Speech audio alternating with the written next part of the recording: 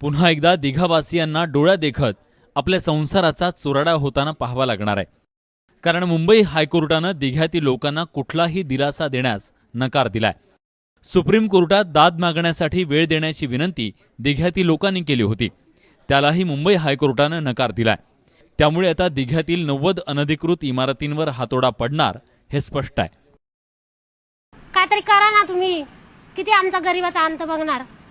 आम्ही आमच्या आयुष्यभराची कमाई लावलेली इथे साहेब, कुठे जाणार लहान लहान मुलांना? आम्हाला रोडला बसल्याशिवाय किंवा आत्महत्या केल्याशिवाय काही पर्याय नाही आमच्याकडे। आज तुम्ही 4-4 दिवसाचे नोटीस देतात, आम्ही कसं काय करणार? तुम्ही सांगूनच आधी आमच्या पायाखालची जमीन हादरवतात आणि कसं खाली करणार? पोरांना कुठं घेऊन जाणार? आज रूमा पण अशा काही मिळतात का भाड्याने? पण काय करणार आम्ही? तुम्ही सांगा आम्हाला। एवढा अंत पाहतात का? आज 10 महिने झाला आम्हाला तुम्ही छळलंय। आज पावसा उंबरठ्या येऊन ठेपलेला आहे। राज्यपाल साहेब, माननीय मुख्यमंत्री साहेब, माननीय पालकमंत्री साहेब, का आमच्या दिघ्याच्या वाट्याला असं वनवास येत आहेत? कमीत कमी लोकशाहीच्या राज्यामध्ये तुमच्याकडून तर आमची व्यथा ही दूर व्हावी हीच आमची इच्छा आहे।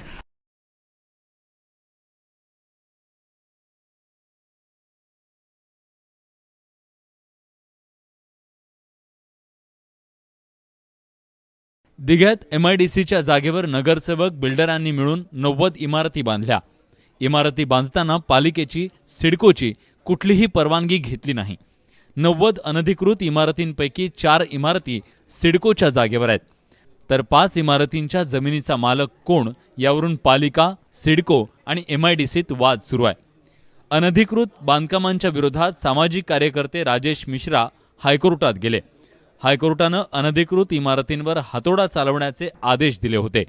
तसंच घरं खाली करण्यासाठी दिघावासियांना 31 मेची मुदत दिली होती, ज्याला पुन्हा मुदत वाढ देण्यास कोर्टानं नकार दिलाय। दिघ्यातल्या लोकांच्या आयुष्याचा खेळखंडोबा केला तो इथल्या स्थानिक नगरसेवकांनी आणि बिल्डरांनी। पालिकेची, सिडकोची परवानगी नसतानाही यांनी भल्या मोठ्या इमारती बांधल्या आणि लाखो रुपये खिशात घातले। या इमारती उभ्या राहत असताना अधिकाऱ्यांनी सुद्धा याच्याकडे जाणीवपूर्वक दुर्लक्ष केलं। कोर्टानं दणका दिल्यानंतर मात्र या सगळ्यांना अचानक जाग आली। राजकीय पक्षांनी तर अक्षरशः ग्लिसरीन लावून आपलं रडगाणं गायलं। मात्र सर्वपक्षीय नगरसेवकांनी केलेल्या या फसवणुकीची जबाबदारी कुणीही घेतली नाही कुठल्या पक्षांनी अशा महाठगांवर कारवाई केली। माल है तो ताल है ही म्हण आपल्याकडे प्रचलित आहे।